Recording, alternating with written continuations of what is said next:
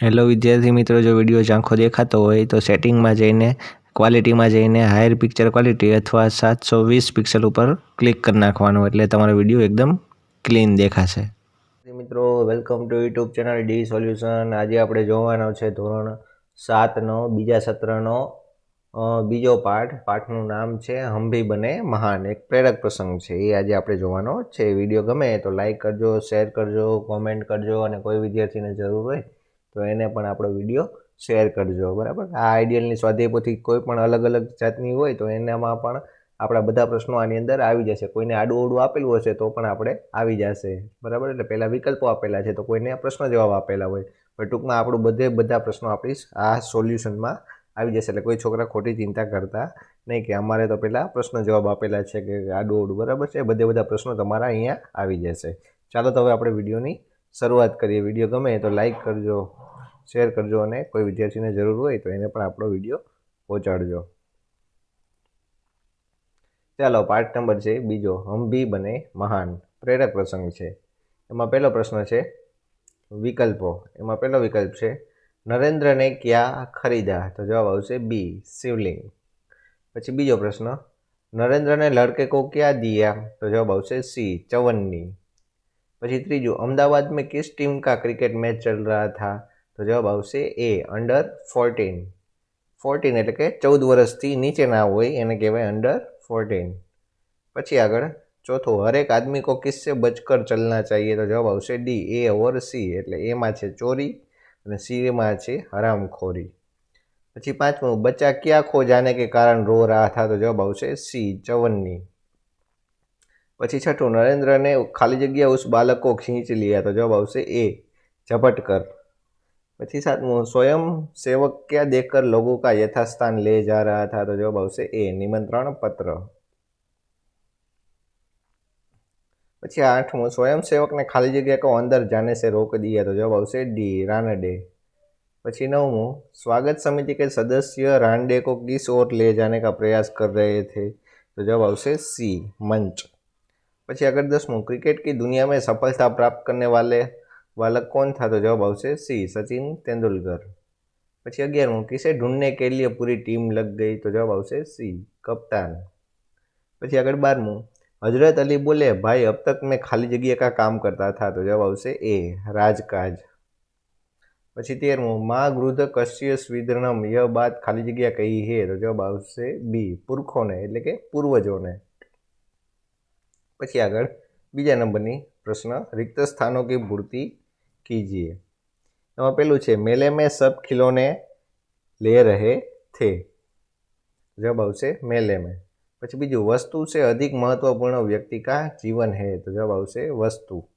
પછી ત્રીજું, पूना के न्यू इंग्लिश हाई स्कूल में समारोह हो रहा था? तो जवाब આવશે न्यू इंग्लिश हाई स्कूल. પછી ચોથું, सुबह उठते ही पूरी टीम कोच मैनेजर के साथ अल्पाहार के लिए तैयार थी? तो जवाब આવશે अल्पाहार એટલે કે નાસ્તો. પછી પાંચમું, हजरत अली राज के खजाने की जांच करने गए? तो जवाब આવશે राज.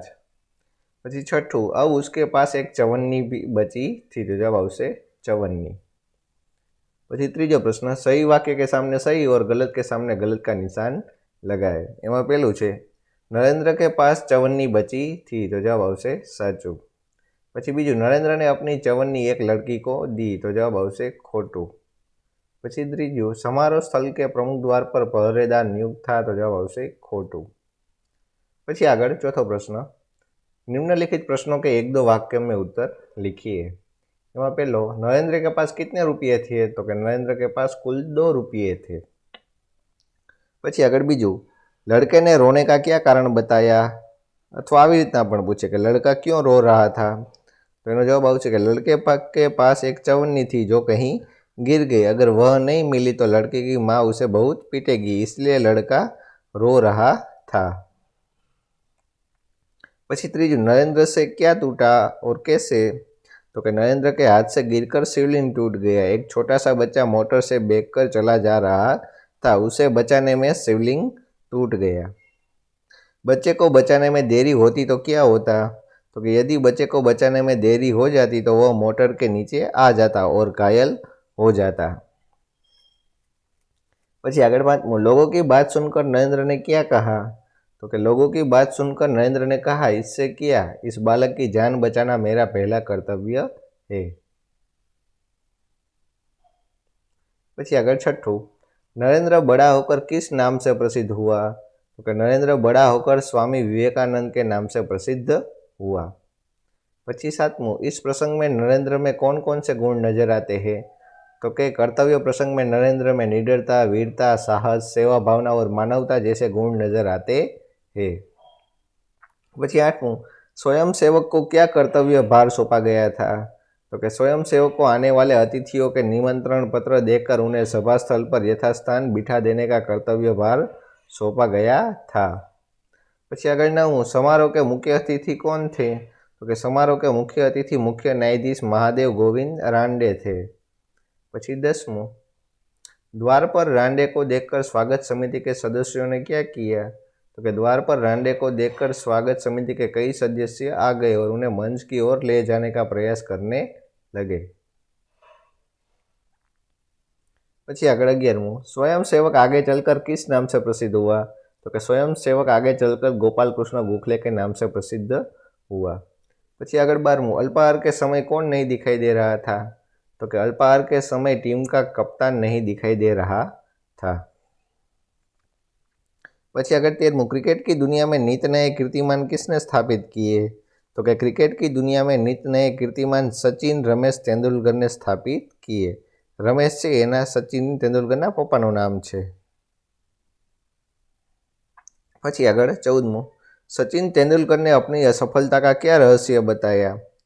तो कि सचिन तेंदुलकर ने अपनी सफलता का रहस्य बताते हुए कहा, मैं हर मैच 3 बार खेलता हूँ, पहले अभ्यास के रूप में, दूसरी बार सचमुच मैदान में तथा मैच के बाद मूल्यांकन एवं सुधार के। એટલે પહેલાં કે મેચ રમતા પહેલાં જોઈ લે કે કેવી રીતે રમે છે, પછી મેચ કાયદેસર રીતે મેદાનની અંદર રમે, પછી મેચ રમ્યા પછી વિચારે કે મેં શું ભૂલ કરી। આવી રીતના 3 રીતે મેચ રમતો હોય છે, आवश्यकता के रूप में।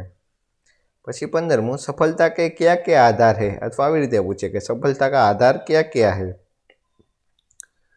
तो कि सफलता के आधार एकाग्रता, अविरत अभ्यास, कठोर परिश्रम एवं लगन है। પછી 16मुं, सचिन तेंदुलकर का पूरा नाम क्या है? तो कि सचिन तेंदुलकर का पूरा नाम सचिन रमेश तेंदुलकर है। પછી 17मुं, हजरत अली से मिलने कौन आए थे? तो कि हजरत अली से मिलने 2 सरदार अपने निजी काम के लिए आए थे। પછી 18मुं, सरदारों को क्या देखकर आश्चर्य हुआ? तो कि सरदारों को यह देखकर आश्चर्य हुआ कि हजरत अली ने जली हुई मोमबत्ती बुझाकर मेज के खाने से निकालकर दूसरी मोमबत्ती जलाई। પછી આગળ 19मुं, राजकाज का काम कैसे अच्छी तरह से चल सकता है? तो कि जब लोग हजरत अली की तरह प्रामाणिकता से काम करेंगे तो राजकाज का काम अच्छी तरह से चल सकता है। પછી 20मुं, हमारे पुरखों ने क्या कहा है? तो कि हमारे पुरखों ने कहा है, माँ गृधः कस्य स्विधनम, એટલે કે किसी के धन माल की लालसा मत करो, यह मनुष्य के लिए सबसे बड़ी सीख है। પછી 21मुं, आप किसको प्रामाणिक इंसान कहते हैं? तो कि मैं उसे प्रामाणिक इंसान कहूँगा जो इंसान अपनी मेहनत की कमाई के अलावा अन्य किसी धन का उपयोग न करे।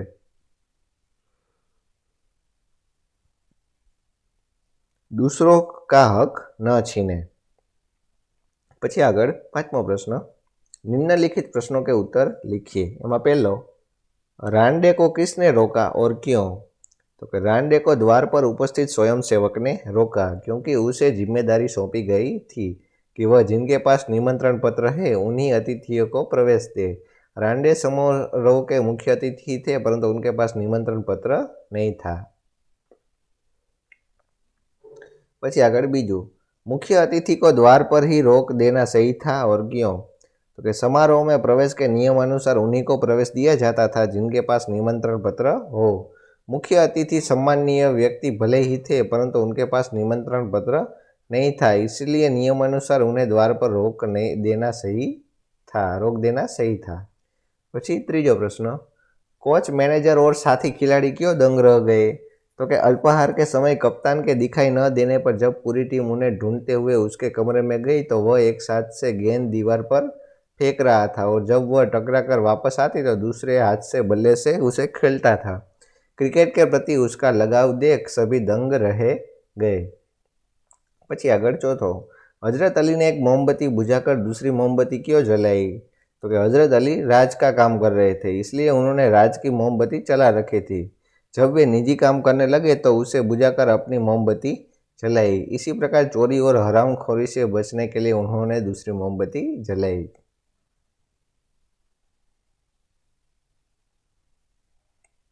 પછી આગળ પાંચમો પ્રશ્ન, दूसरों की जान बचाना हमारा कर्तव्य है, आप और किन बातों को अपना कर्तव्य समझते हैं? तो कि मैं निम्न बातों को अपना कर्तव्य समझता हूँ। पहलू है देश की सेवा करना, बीजू है नियमों का पालन करना, तीजू है राष्ट्रीय संपत्ति का जतन करना और चौथुं है कभी किसी को धोखा न देना। પછી આગળ छठू, आपको कहाँ कहाँ पर भेदभाव की नीतियाँ दिखाई देती है? कि हमारा समाज आज भी भेदभाव की नीतियों से आज़ाद नहीं हो पाया है। आज भी अमीर गरीब, जाति पाति, बेटा बेटी, ऊंच नीच का भेद दिखाई देता है।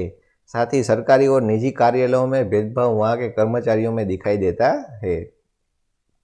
પછી આગળ सातमુं, सफल होने के लिए हमें क्या करना चाहिए? तो कि सफल होने के लिए हमें लक्ष्य के प्रति लापरवाही न करते हुए एकाग्रता से अविरत अभ्यास और कठोर परिश्रम करना चाहिए। अपनी कमियों का अधिक अभ्यास द्वारा दूर करना चाहिए। ચાલો વિડીયો ગમ્યો હોય તો લાઇક કરજો, કોમેન્ટ કરજો અને તમારા બીજા વિદ્યાર્થી સુધી પણ પહોંચાડજો, બરાબર? કોઈ જરૂર હોય વિદ્યાર્થી એને પણ તમે વોટ્સઅપ દ્વારા આપણો વિડીયો શેર કરી શકો છો, જેથી આપણે પણ બીજાને મદદરૂપ થઈ શકીએ। ચાલો પછી આગળ છઠ્ઠો પ્રશ્ન, चर्चा कीजिए और 2-3 वाक्य लिखिए। एમાં પેલું છે, यदि पक्षी बोल पाते तो पेड़ों की कटाई के विषय में वे आपसे क्या कहते?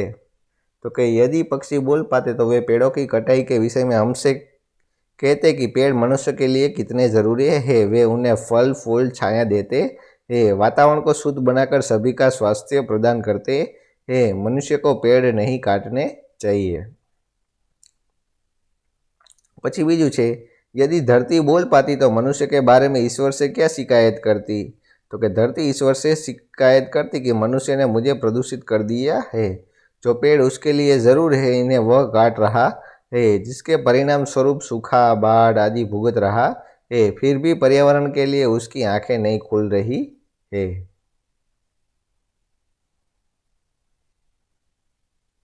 પછી આગળ સાતમો પ્રશ્ન, સમાનાર્થી શબ્દો की જોડ બનાવીએ, બરાબર? આમાંથી આનો જે લાગતો હોય સમાનાર્થી શબ્દ એ તમારે આમાંથી ગોતીને લખવાનો છે। ચાલો પહેલું છે કામયાબી, તો એનો અર્થ શું થાય છે? તો કે ડી, સફળતા। પછી બીજું છે અમીર, તો એનો અર્થ થાય છે એ, ધનવાન। પછી ત્રીજું છે જાંચ, તો એટલે કે બી, પરીક્ષણ। પછી ચોથું છે વિખ્યાત, એટલે કે સી, પ્રસિદ્ધ।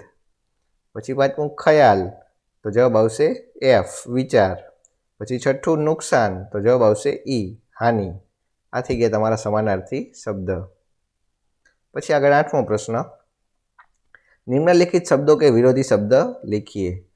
વિલોમ શબ્દ તરીકે પૂછે, બરાબર? વિરોધી શબ્દ પણ હાલે।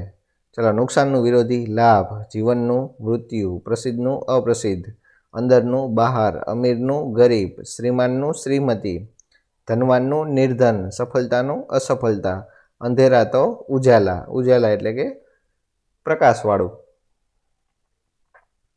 પછી આગળ નવમો પ્રશ્ન, निम्नलिखित वाक्यों में से परिमाणवाचक विशेषण को छांटकर लिखिए।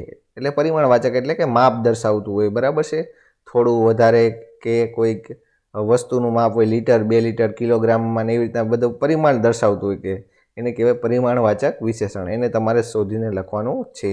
એમાં પહેલું છે કે 2 મીટર કપડા દીजिए, તો આમાં માપવાળું શું છે? તો કે 2 મીટર। પછી બીજું છે दिनेश ने बहुत मिठाई खाई, तो आम शू परिमाणवाचक आवशे? तो कि बहुत।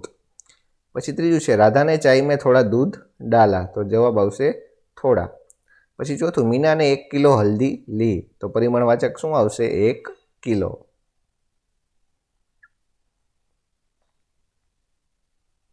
પછી આગળ 10મું, निम्नलिखित वाक्यों में से सार्वनामिक विशेषण को अलग छांटकर लिखिए।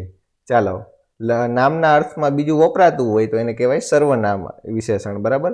રમેશ રમવા ગયો તો એની જગ્યાએ એમ બોલું કે તે રમવા ગયો તો बराबर नामना अर्थमां जे वपराय तो एने कहेवाय सर्वनाम। बराबर चालो तो आमां पेलुं छे वे लड़के खेल रहे थे तो जवाब आवशे वे। पछी बीजुं तुम्हारा काम पूरा हो गया तो जवाब आवशे तुम्हारा। पछी त्रीजुं यह पेंसिल हिरल की है तो आवशे यह। पछी चौथुं वह लड़का पढ़ रहा है तो आवशे वह। पछी आगळ पांचमुं सरला को कोई खिलौना दो तो आवशे कोई। पछी आगळ 11मुं निम्नलिखित वाक्यों को मातृभाषा में अनुवाद कीजिए એટલે કે આપણી માતૃભાષા કઈ છે તો કે ગુજરાતી છે તો આપણે ગુજરાતીમાં એને ફેરવવાનું છે। ચાલો પહેલું છે मेले में सब खिलौना ले रहे थे तो આને આપણે ગુજરાતીમાં ફેરવી તો શું થાય તો કે મેળામાં સૌ રમકડા ખરીદી રહ્યા હતા। પછી બીજું एक दिन हजरत अली राज के खजाने की जांच करने गए तो કે एक दिवस हजरत अली राज्यના ખજાનાની તપાસ કરવા ગયા।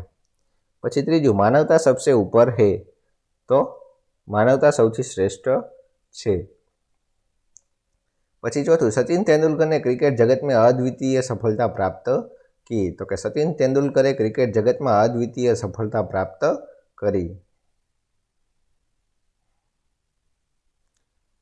પછી આગળ આવે છે 12મો પ્રશ્न निम्नलिखित परिच्छेदों में से उचित विराम चिन्ह लगाकर लिखिए। बराबर आ फकरो આવ્યો છે તો અહીંયા કયા કયા કઈ જગ્યાએ અલ્પ વિરામ આવે પૂર્ણ વિરામ આવે છે કે અવતરણ ચિહ્ન આવે એ બધું આમાંથી તમારે જોઈને લગાડવાનું છે। તો આ રહી ગયો તમારો જવાબ। બરાબર છે આ છે તમારો જવાબ જેમાં કઈ કઈ જગ્યાએ જો અહીંયા લાગ્યું છે પછી અહીંયા કોઈ વાક્ય બોલતું હોય તો આ આવે એવી રીતના તમારે કોઈ પ્રશ્ન પૂછ્યો હોય તો પાછળ પ્રશ્ન ચિહ્ન આવે। બરાબર એવું બધું તમારે આમાંથી જોઈને લગાડવાનું છે। તો જોઈ લેજો કઈ રીતના લગાડેલું છે આખે આખો ફકરો પોઝ કરીને પણ વિડીયો તો જોઈ શકો છો તમે। ચાલો પછી આગળ આ બીજો એના જેવો જ છે એ પણ તમે અહીંયા જવાબ એનો જોઈ શકો છો। બરાબર કઈ જગ્યાએ આવે છે જો અહીંયા અવતરણ ચિહ્ન છે બરાબર કોઈ પ્રશ્ન પૂછ્યો હોય પછી ડબલ કોમા છે એ બધું તમારે આમાં આવી જાય છે। ચાલો પછી આગળ